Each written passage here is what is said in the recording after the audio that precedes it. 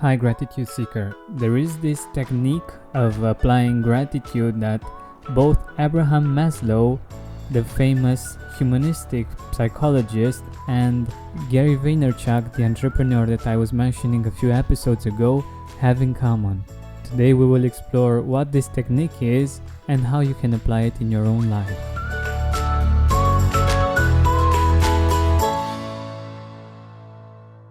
Lots of times we appreciate the ones that are important for us only after they are gone, whether they went far away traveling for a while, or they moved out of the country, or actually gone for good.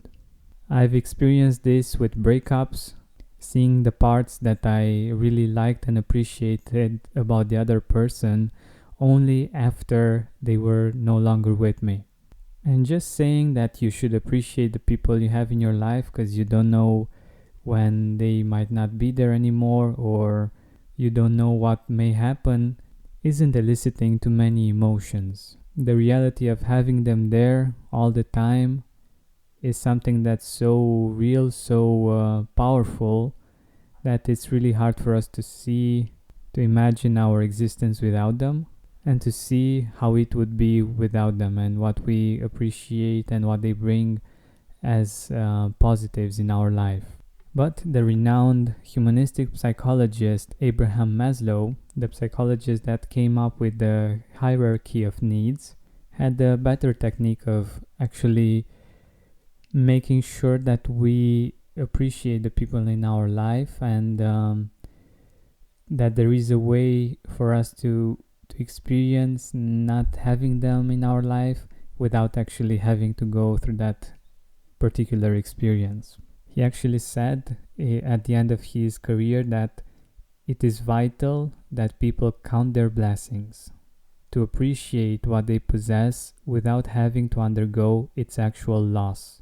So his technique, his method, is to imagine that someone you care about might die or will die soon. Think as vividly as you can how you would feel, what you would truly lose, and about how you would be sorry. Would you have any regret or remorse? How would you conduct an effective goodbye to avoid later feeling a sense of gnawing incompleteness? And how would you best preserve your fullest memory of this person? To be completely honest, I believe this is it's not the easiest gratitude practice to do, but for some it might be really powerful and really motivating. Gary Vaynerchuck, for instance, mentions quite a lot that his gratitude practice is in the morning imagining all of his family dying and how life would be without them. For him, this spurs a lot of appreciation for them, of gratitude for them being alive, a feeling of being blessed that they are there with him. Again, in my opinion, this is not for everyone. I would recommend an adaptation to this one, like how would you feel if, the most important person in your life would have to go for 1 month to somewhere where they wouldn't be able to talk with you or text you or keep in touch in any way. What would you miss? What are the things that you appreciate about them that you couldn't see unless you made this imagination exercise? If it's a friend or a life partner, remember how life was before they were there. Think about all of the amazing things that they brought into your life. Think about the beautiful moments that you lived together.